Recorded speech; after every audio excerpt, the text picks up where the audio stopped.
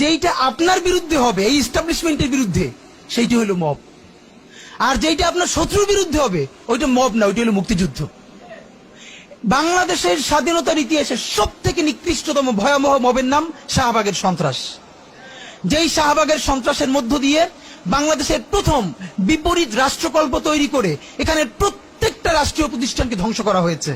বাংলাদেশের বিচার ব্যবস্থা, বাংলাদেশের আইন ব্যবস্থা, সচিবালয় সবকিছুকে গুড়িয়ে দেওয়া হয়েছে।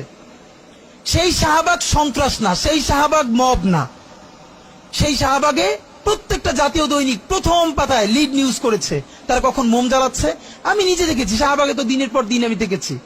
যখন 40 থেকে 50 জন লোক মাত্র, দুপুরে লোক নাই, তখন মিডিয়াকে বলে দেওয়া হয়েছে এমন করে উপর থেকে ক্যামেরা ধরতে হবে যাতে অনেক লোক দেখা যায়।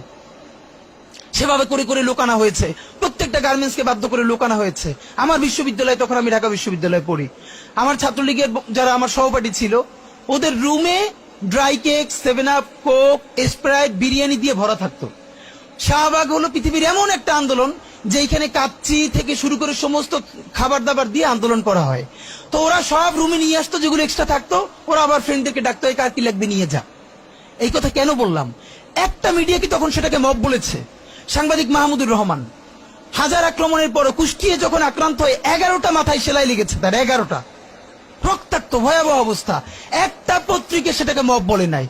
আদালত চত্বরে একজন মানুষ আদালতের কাছে গেছে, আদালতের সামনে তাকে বিচার মাথা ফাটিয়ে দিচ্ছে, রক্ত। সংগ্রাম সম্পাদক আবুল আসাদ, পত্রিকা যদি জামাতের সমর্থিত হয়, আপনি তো, সেটা তো কোনো কথা না। বাংলাদেশের প্রত্যেকটা পত্রিকার একটা আইডিওলজি আছে। কিন্তু এর মানে কি? এই যে প্রথম আলোর সামনে যারা দাঁড়িয়েছে, আমরা তাদের পক্ষে দাঁড়িয়েছি, আমরা বলি না। আপনি পারলে প্রথম আলোর বিকল্প আরো 10টা প্রথম আলো তৈরি করেন, তার অফিসের সামনে আপনার কাজটা কি? আমরা তো তখন সে কথা বলেছি। কিন্তু এই যে সবাই মব বাজরা, যারা মব ট্রেডিং করছেন, তারা সম্পাদক আবুল আসাদের রুমে ঢুকে একটা পত্রিকা অফিসে, সব থেকে বয়োজ্যেষ্ঠ সম্পাদক ছিলেন উনি বাংলাদেশের, দাড়ি ধরে টেনে মুক্তিযুদ্ধ মঞ্চের সন্ত্রাসীরা তাকে বের করে তারপরে থানায় নিয়ে গেছেন। একটা পত্রিকা মব লেখে নাই।